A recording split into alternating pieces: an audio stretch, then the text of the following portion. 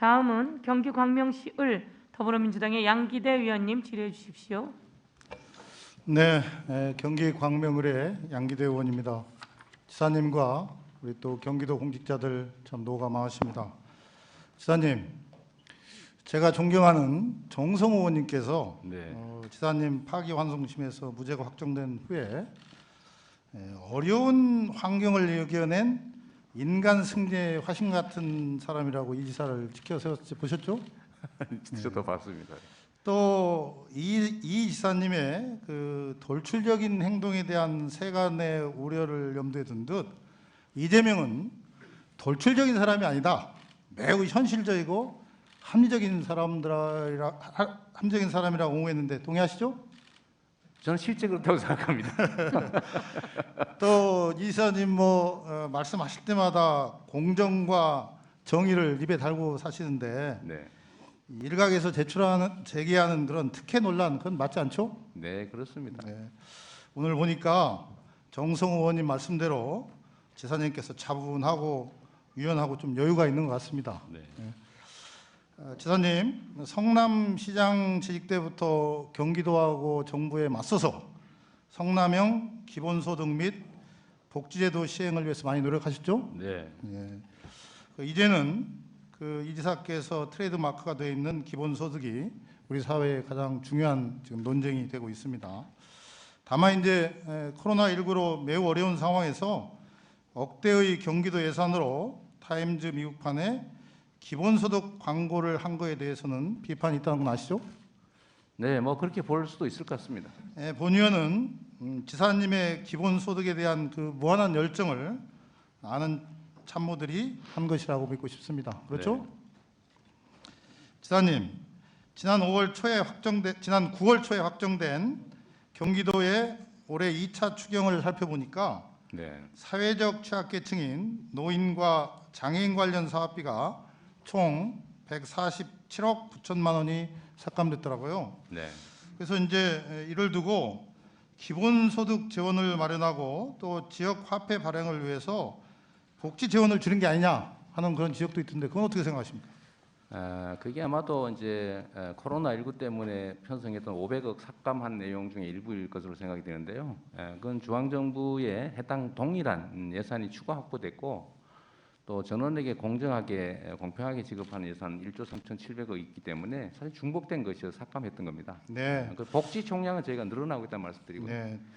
지사님 특히 이 2차 긴급 재난 지원금에 대해서 이제 정부 여당에서 이번에는 이제 어려운 사람들한테 소상공인이나 어려운 사람들한테 두텁게 지급하겠다고 이제 결정을 한 후에 네.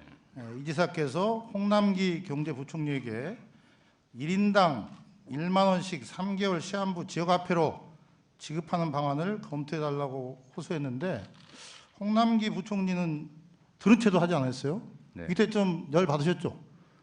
뭐 제 개인적으로 열받을 일이 있겠습니까? 네. 근데 정책적으로는 뭐 직접 경험해 보셨지만 실제로 현금으로 지급하니까 지역 경제에는 거의 영향을 못 줘서 사실 1차 재난 지원금 지역화폐를 줬을 때보다는 경제 유발 효과가 적었던 건 분명합니다. 그래서 이제 저는 그때 그렇게 생각했어요.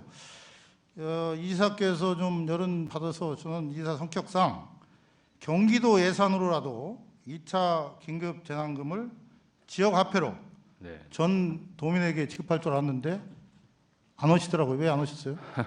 실제로 이제 의회에서는 지방채 발행을 해서라도 해야 되는 거 아니냐는 의견이 있었습니다. 그런데 그건 좀 저희는 상황을 좀 더 보기로 했고요. 네. 지금 한 가지만 말씀드리면 저희가 1,000억 정도 예산을 만들어서 20만 원을 사용하면 기존에 2만 원에 더해서 3만 원 정도를 추가 지원하는 사업을 지금 하고 있는데 알겠습니다. 그거면 한 좀 이따 8,000억 물어볼게요. 정도 매출이 늘어나게 됩니다. 그래서 지사님, 국가건, 광역건, 기초지자체건 간에 아니 좋은 사업에서 돈 많이 벌어가지고 기본소득을 줄 여력이 있다면 누가 그걸 비판하겠습니까? 그래서 저는 앞으로 이제 지사님께서 그렇게 기본소득에 대한 전도사이기 때문에 재원을 많이 마련하려는 생각을 갖고 있는데 한 짧게 한번 말씀해 주세요. 어떻게 재원을 마련하시겠어요? 실제로는 지방자치단체는 이제 조세 결정권이 전무하기 때문에 저희가 안 그래도 국회에 의원님들께도 그 부탁을 좀 드리고 있는 중입니다. 자치단체 차원에서 독자적으로 세원을 확보해서 집행할 수 있게 선택할 수 있게 해달라. 그게 이제 좋습니다. 기본소득 토지세인데요. 좀 네, 협조를 좀 이제- 해주시면 저희가 경기도 좀 독자적으로 부장님, 해보겠습니다. 그래서 제가 이제 시간이 없어서 좀 네. 말 끊어서 미안합니다.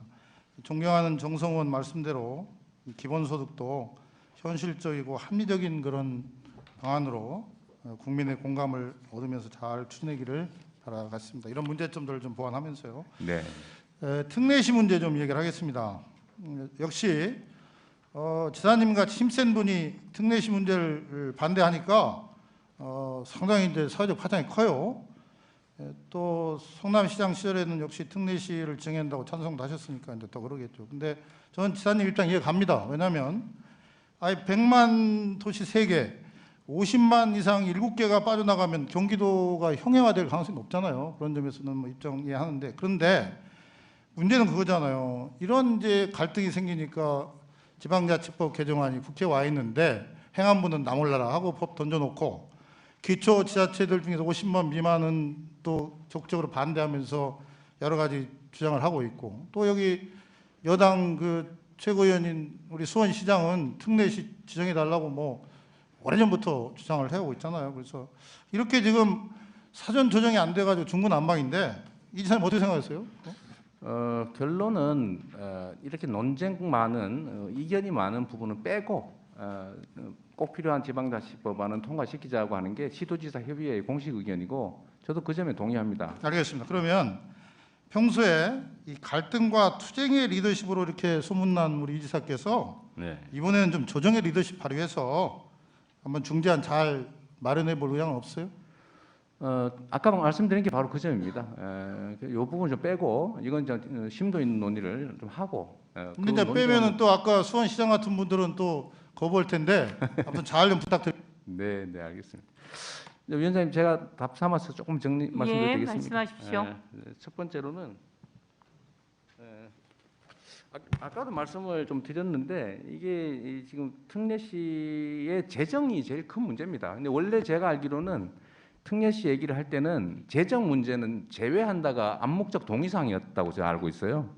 근데 지금 현재는 이미 우리가 특례시가 되면 재정적인 혜택을 본다고 모두가 알고 있습니다. 실제로 그런 그 용역도 지금 하고 있는 상태고요. 기초단체 중심으로, 큰 도시 중심으로 이제 그 문제가 하나 있고, 두 번째는 재정적인 문제는 빈익빈 부익빈을 초래하는 데다가 특례를 충분히 허용하자. 저 주장이 그런 거죠. 특례 허용하지 말자가 아니고 다만 재정은 다른 자치단체 피해를 입힐 뿐만 아니라 이 균형을 맞추자고 하는 기본적인 공동체의 원리에 어긋나지 않습니까? 더 큰 데는 더 많이, 적은 데 더 적게 이러면 갈등이 생기죠. 이거는 전진이 아니라 후퇴라서 좀 그렇게 말씀드린 거고요. 제가 갈등과 투쟁의 리더십이라고 말씀하셨는데 저는 실제로 의원님도 아시겠지만 제가 새로운 정책들 남들이 안 하는 거 또는 회피하는 걸 많이 하는 편입니다. 판단이 서면 과감하게 하는 측면은 있는데 그 판단에 이르는 과정까지는 정말로 심사숙고합니다. 함부로 하지 않죠. 뭐 우리 의원님께서도 시장을 같이 하셔서 보셨겠지만 제가 이렇게 새롭게 수없이 많은 정책을 했지만 그 중에 뭐 실패를 했거나 해서는 안 될 일로 결론 난건 제 기억에는 없습니다. 실제로 신중하게 하고요. 아까도 잠깐 말씀드렸는데 저희가 무력으로 막 강압적으로 행정하는 걸로 생각하지만 실제로는 설득 대안을 통해서 물리력을 사용한 예가 거의 없습니다. 그 점 좀 이해 부탁드립니다. 네. 네.